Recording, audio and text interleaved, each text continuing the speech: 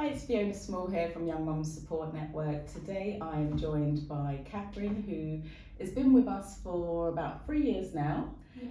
And she's visiting our HQ for the first time, and we're just going to have a nice discussion and conversation about the support she's received, what we offer as Young Mums Support Network, and why she would recommend us.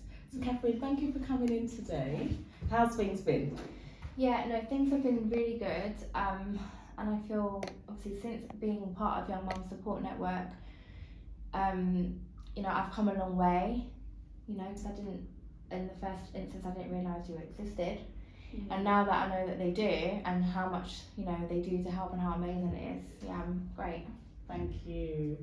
And so take us back a bit. So we met just before the pandemic. Yeah. Which was a really strange time for everyone, wasn't it? It was a really, really strange time, and then that's how we started to offer our virtual support and stuff. So since then, so take us a little bit back. Back then, what was kind of going on for you personally? So the main issue is getting heard and getting listened to about my housing situation. Because we all know that housing is a number one thing with issues. And I was within that, and I felt like nobody was listening to me, and why I needed to move, the reasons behind it, what I had been through, what I was going through.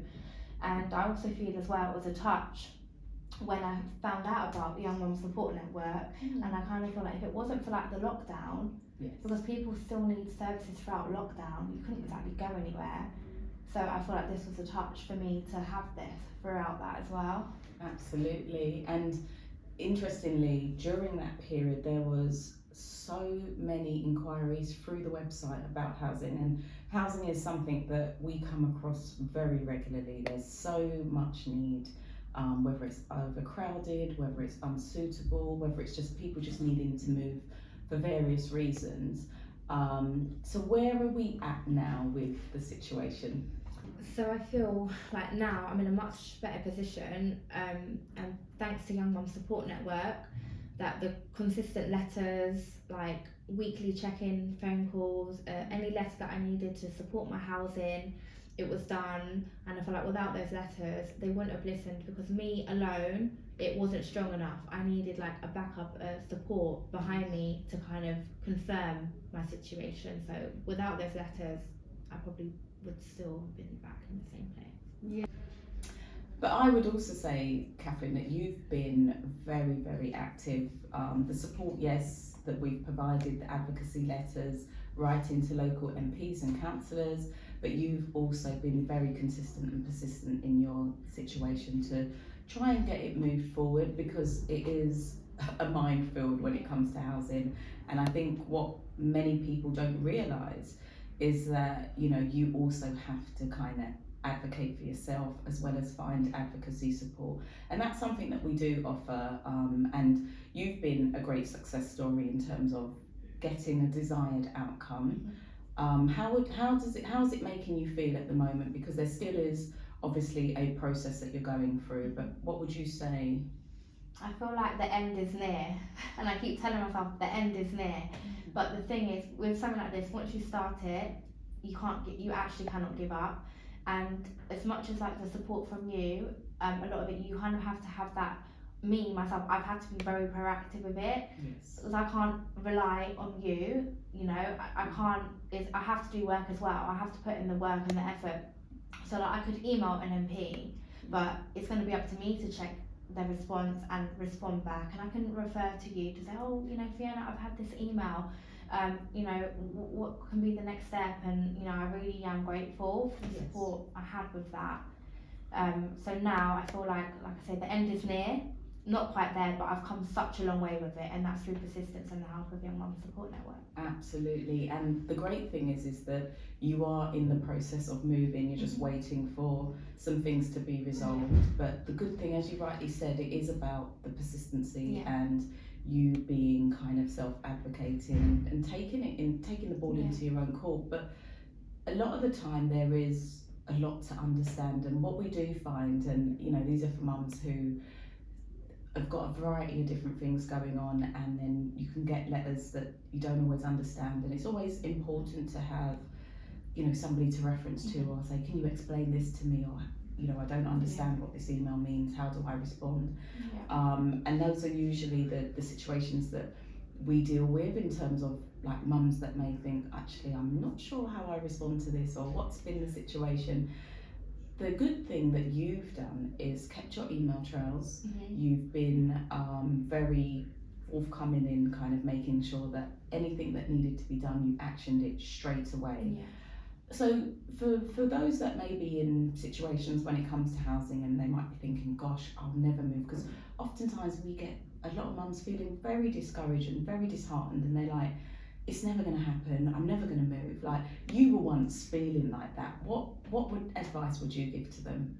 The advice that I'd give to other young mums in my situation would be, you have to prepare yourself for the long journey ahead. Because it's not no send an email, get a reply, and then it's done with. You have to, you know, like in my, for instance, for me, I was dealing with like my housing officer, but I wasn't getting responses from that housing officer. So I was chasing, went on for a very, very long time, and then I kind of did research. Well, who can I go to now? Who can I go to above him? Who's his manager? Who's that person? And when you are writing your emails, copy everyone in. Like, I'd copy Fiona into emails, the MP, the councillor, and who was helping me, I would copy them into the email. And I would advise, like, every week set yourself aside a day to do all your chasing up, because it is draining and time consuming. Absolutely. And I feel like the main goal for me, yes, it has been achieved, yes, with the help I've got, but I'm obviously still waiting to move. But the main issue, it has been resolved, because I have got somewhere to go to, but just not now.